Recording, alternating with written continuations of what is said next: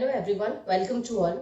Last class में हमने cover किया था इंट्रोडक्शन ऑफ इकोनॉमिक्स। इकोनॉमिक्स क्या होता है, डेफिनेशंस के बारे में देखा था जो डिफरेंट इकोनॉमिक्स में दी हुई है। आज की क्लास में हम कौन कौन से टॉपिक को कवर करेंगे ये मैं आपको बता देती हूँ।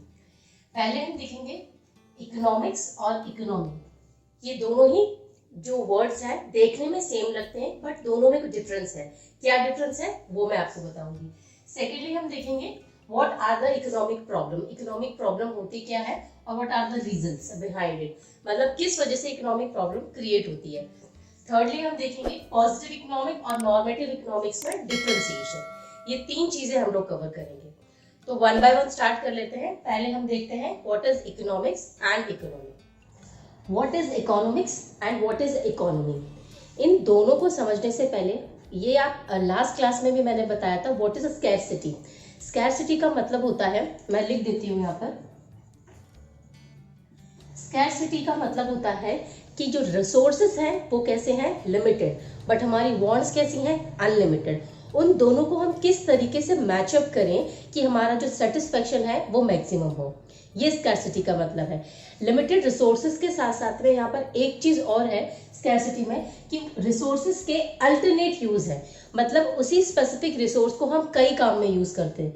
जैसे लास्ट क्लास में मैंने आपको वाटर का एग्जांपल दिया था कि वाटर को हम बहुत सारे कामों में लेते हैं, पीने के लिए यूज करते हैं, ठीक है, अपने यूटेंसिल्स वॉश करने के लिए यूज करते हैं, इलेक्ट्रिसिटी जनरेट करने के लिए यूज करते हैं, एटसेट्रा। बहुत सारे ऐसे काम हैं जिनको हम यूज करते हैं।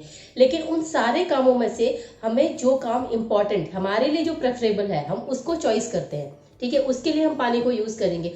तो रिसोर्स क्या है, लिमिटेड, हमारे वांट्स है अनलिमिटेड। तो हम उन सारी चीजों में से हमको ये चॉइस करना है कि हमारे लिए क्या इंपॉर्टेंट है। तो जो इकोनॉमिक्स है वो हमको क्या बताता है कि किसी भी इकोनॉमी का जो थ्योरेटिकल स्टडी होता है वो हम इकोनॉमिक्स में पढ़ते हैं। अब आप कहेंगे थ्योरेटिकल स्टडी क्या है? थ्योरेटिकल स्टडी से मतलब है कि जो हमारी लॉज दे रखे हैं, हमारे जो प्रिंसिपल्स बनाए गए हैं इकोनॉमिक्स में, वो अप्लाई चाहे इंडिया में करने हो या अमेरिका में करने हो, रशिया में करने हो, वो सारे सेम होंगी। जैसे लॉ ऑफ डिमांड हम आगे जाके पढ़ेंगे कि प्राइस में और डिमांड में ऑपोजिट रिलेशन होता है, तो वो ऑपोजिट रिलेशन हर जगह रहेगा। ये नहीं कि इंडिया में चेंज हो जाएगा और पाकिस्तान में चेंज हो जाएगा। ये लॉ ऑफ डिमांड जो है वो लॉ हमेशा सेम रहेगा। तो कहने का मतलब है कि जो हम थियोरेटिकल स्टडी करते हैं उसको हम बोलते हैं इकोनॉमिक्स। और जब उसकी हम बिहेवियरल स्टडी आते हैं, मतलब अब हमने उसको अप्लाई करना शुरू किया, तो जब हम उसे अप्लाई करेंगे तो इंडिया में अप्लाई करने का तरीका अलग होगा, क्योंकि हमारी कंट्री डेवलपिंग है, यहाँ पर हमको लेबर फोर्स ज्यादा मिलती है। वहीं हम बात अगर अमेरिका की करें तो वो कैपिटलिस्ट इकोनॉमी है, वहां का सिनेरियो अलग होगा। तो ये सारी चीजें हम जो देखते हैं उसको हम बोलते हैं बिहेवियरल इकोनॉमी। किस तरीके से इकोनॉमी में काम किया जा रहा है, वहां पर कैसे प्रोडक्शन हो रहा है, कैसे इनकम जनरेट हो रही है, कैसे आपका कंजप्शन हो रहा है, ये सारी चीजें हम किसमें, इकोनॉमी में देखते हैं। और इकोनॉमी वर्ड को कभी भी सिंगल यूज नहीं किया जाता है। इकोनॉमी के साथ में हम आगे कोई ना कोई कंट्री, कोई रीजन हमेशा स्पेसिफाइड करते हैं, like Indian economy, American economy, Russian economy, Chinese economy, इसको हम यूज करते हैं। बट इकोनॉमिक्स के आगे ऐसा यूज करने की जरूरत नहीं होती है। या तो हम इंडियन इकोनॉमी बोलेंगे या फिर इकोनॉमिक्स बोलेंगे, इंडियन इकोनॉमिक्स हम नहीं बोलेंगे। तो होपफुली आपको इन दोनों का डिफरेंस मालूम चल गया होगा कि हम इकोनॉमिक्स जब पढ़ते हैं तो थियोरेटिकल स्टडी पढ़ते हैं, इकोनॉमी जब हम पढ़ते हैं तो हम वो बिहेवियरल स्टडी की बात करते हैं। नेक्स्ट है हमारा इकोनॉमिक प्रॉब्लम। इकोनॉमिक प्रॉब्लम क्या होती है, ये क्यों जनरेट होती है? इकोनॉमिक प्रॉब्लम क्या है कि मैंने अभी आपको स्कैरसिटी वर्ड का बताया था, मतलब कि रिसोर्सेस हमारे पास लिमिटेड है, या फिर मैं बोल सकती हूँ कि अल्टरनेट यूज है उसके, यानी एक रिसोर्सेज को हम कई काम कर सकते हैं लेकिन उनमें से हमें चॉइस करना पड़ता है। तो हमको चॉइस करना है कि हमारे लिए कौन सा काम इंपॉर्टेंट है। तो जो the problem of choice is economic problem, कि हम उन सारे कामों में से, हमारे पास में इतने सारे ऑप्शंस गिवन है लेकिन उनमें से हमें कोई एक को स्पेसिफाई करना है, एक को चूज करना है। तो जो ये प्रॉब्लम है चूज करने की, वही इकोनॉमिक प्रॉब्लम है। और ये प्रॉब्लम क्रिएट क्यों होती है, इसके पीछे रीजन क्या है वो मैं आपको बताती हूँ। तो इकोनॉमिक प्रॉब्लम क्या हुआ, प्रॉब्लम ऑफ चॉइस, ठीक है। उसके बाद में रीजंस हम देख रहे हैं। क्या है फर्स्ट रीजन जिसकी वजह से इकोनॉमिक प्रॉब्लम चॉइस क्रिएट होती है, problem of choice, scarcity of resources, यानी रिसोर्सेज कैसे हैं, स्केयर है, कम है। ठीक है, और हमारी वांट्स कैसी हैं, अनलिमिटेड है। तो सेकंड हम क्या दिख रहे हैं, अनलिमिटेड वांट्स, वांट्स अनलिमिटेड है, रिसोर्सेज कैसे हैं, लिमिटेड है। थर्ड क्या है, अल्टरनेट यूज, यानी कि उन रिसोर्सेज को जो हमारे पास लिमिटेड है और हमारी वांट्स अनलिमिटेड है, तो वहां पर हमारे पास ऑप्शंस बहुत सारे होते हैं। हम उसका, जैसे मिल्क के प्रोडक्शन की अगर हम बात करें, तो मिल्क से हम क्या कर सकते हैं, उसको कंज्यूम भी कर सकते हैं डायरेक्टली, ठीक है, जैसे आप कोई दूध पीता है। सेकेंडली हम उससे क्या बोलते हैं, कर्ड भी जनरेट कर सकते हैं, कर्ड बना सकते हैं, खीर बना सकते हैं, यानी आपका बहुत सारे कामों में यूज कर सकते हैं, उसको स्वीट में कन्वर्ट कर सकते हैं, ठीक है। तो बहुत सारे कामों के लिए आपने ले लिया, लेकिन आपके लिए वो स्पेसिफिक पॉइंट ऑफ टाइम पर इंपॉर्टेंट क्या है, क्या उस टाइम पर फैमिली के मेंबर इतने ज्यादा हैं और लिमिटेड रिसोर्सेज, मान लीजिए कि 1 लीटर आपके घर में मिल्क आता है, उसको आप सारे कामों में कैसे यूज कर पाएंगे।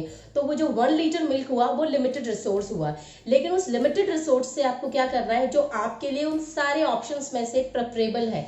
अभी सबको, मान लीजिए विंटर सीजन चल रहा है, तो सबसे पहले क्या होगा कि मन करेगा कि चाय बना के पी लें, तो क्या आप करोगे कि उस मिल्क को आप किस में यूज करोगे, फॉर द मेकिंग टी, ठीक है, फॉर प्रोड्यूसिंग द टी, क्योंकि अगर आप एक प्रोड्यूसर हो तो उसको प्रोडक्शन बोल दोगे, ठीक है, घर पर यूज कर रहे हो तो मेकिंग द टी बोल दोगे। तो आपने उसको किस में यूज किया, टी के लिए। अगर वहीं पर गर्मियों का मौसम है तो आप प्रेफर करोगे उसमें क्या बोलते हैं, दही के लिए, उसको दही बनाने के लिए यूज करोगे। तो यहाँ पर सिचुएशन क्या बताती है कि इतने ऑप्शंस में से हमको क्या डिसाइड करना है। तो रीजन क्या है इकोनॉमिक प्रॉब्लम क्रिएट करने का, रिसोर्सेज है हमारे पास में लिमिटेड, जिसे हम स्केयर रिसोर्सेज बोलते हैं। सेकेंडली हमारी वांट्स है अनलिमिटेड, हमारी इच्छाएं अनंत है, खत्म ही नहीं होती हैं। और अल्टरनेट यूज, यानी उस रिसोर्स के बहुत सारे यूज है, हमको चॉइस करना है कि इनमें से हमें बेस्ट क्या है, हमारी प्रेफरेबल क्या है प्रेजेंट सिचुएशन में, ठीक है। तो ये तीनों चीज मुझे लगता है आपको क्लियर हो गई होंगी। उसके बाद में नेक्स्ट टॉपिक में अभी जो मैं आपको बताऊंगी वो डिफरेंस बताऊंगी पॉजिटिव इकोनॉमिक्स और नॉर्मेटिव इकोनॉमिक्स में। नेक्स्ट है difference between positive and normative economics, okay. इसमें फर्स्टली हम देख रहे हैं what is and how the economics problems are actually solve. Positive economics क्या है कि यह हमको रियल सिनेरियो के बारे में बताती है, यानी कि जो चीज हमारी पास्ट में हो चुकी है वो रियल होगी। चाहे हम बात करें लास्ट ईयर का अनएम्प्लॉयमेंट कितना रहा, लास्ट ईयर की बात करें या उससे पहले की बात करें, या फिर मैं बात करूं 1947 से आपका 2020 तक जो भी अनएम्प्लॉयमेंट रेट है, इन्फ्लेशन रेट है, कुछ भी हो सकता है। इकोनॉमिक्स में बहुत सारी टर्म्स है जिसकी हम बात कर सकते हैं। तो वो हमारे सामने रियल है, क्योंकि वो चीजें एक्चुअली हो चुकी हैं, तो उसका हम क्या बता सकते हैं, वो वेरीफाइड है कि वो एक्चुअली हुई है या नहीं हुई है। तो यहाँ पर हम पॉजिटिव इकोनॉमिक्स में बात करते हैं व्हाट इज, क्या चीज रियली में है, and how the economic problem are actually solve, और किस तरीके से इकोनॉमिक प्रॉब्लम को एक्चुअली में वास्तविकता में सॉल्व किया जा चुका है, ठीक है।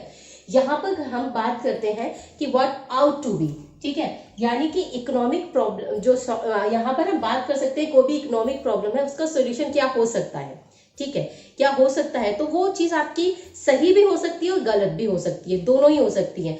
वो आपका कितना अंडरस्टैंडिंग आपका इकोनॉमिक्स में है वो डिपेंड करता है कि आपकी जो प्रिडिक्शन है, आपका सजेशन है, वो कितना ज्यादा प्रोडक्टिव है। नेक्स्ट में हम क्या बात करें, क्योंकि ये रियल है, that is why it is verified with the actual data, क्योंकि जो बात हो चुकी है, जो काम हो चुका है, उसका डेटा हमको अवेलेबल है, तो वो वेरीफाइड है। But in the normative case it is not verified, वो वेरीफाइड नहीं है, क्योंकि हम बात आगे की कर रहे हैं, तो उसमें पॉसिबिलिटी नहीं है, 100% श्योरिटी नहीं है कि वो काम हमारा सही हो, ठीक है। मे और मे नॉट बी की सिचुएशन रहती है आपका नॉर्मेटिव में। नेक्स्ट है रियल डिस्क्रिप्शन। आपका पॉजिटिव इकोनॉमिक्स रियल डिस्क्रिप्शन बताता है, क्योंकि जो काम हो चुका है वो रियल ही होगा, तो वो रियली चीजों को डिस्क्राइब कर रहा होता है। लेकिन यहाँ पर हम एक उसको आइडियल सोल्यूशन प्रोवाइड करते हैं।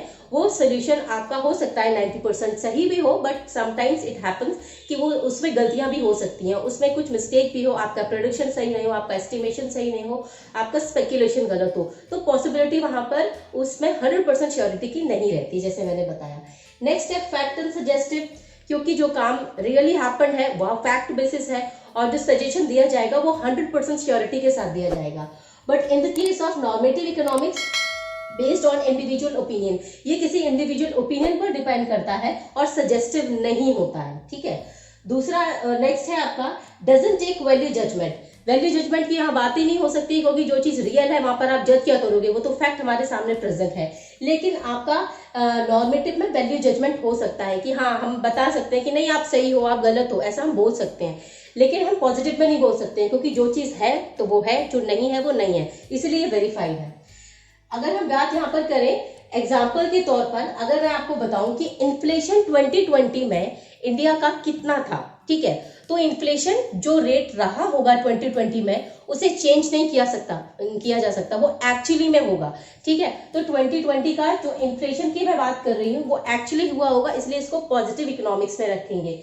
लेकिन इस इन्फ्लेशन को कंट्रोल कैसे किया जा सकता है, यहाँ पर क्या कर रही हूँ मैं, एक सोल्यूशन प्रोवाइड कर रही हूँ, लेकिन मेरा सोल्यूशन सही हो भी सकता है और नहीं भी, इसलिए यहाँ पर क्या है, नॉट वेरीफाई, और ये क्या होता है आपका सजेस्टिव भी क्या बोलते हैं, नहीं होता है। तो यहाँ पर हम क्या बात कर रहे हैं, हाउ टू कंट्रोल इन्फ्लेशन, ठीक है। तो पॉजिटिव इकोनॉमिक्स हमको बताता है कि जो चीजें हो चुकी हैं तो हमको फैक्ट बेसिस की बातें करता है, और एक सॉल्यूशन प्रोवाइड करता है आपको नॉर्मेटिव इकोनॉमिक्स।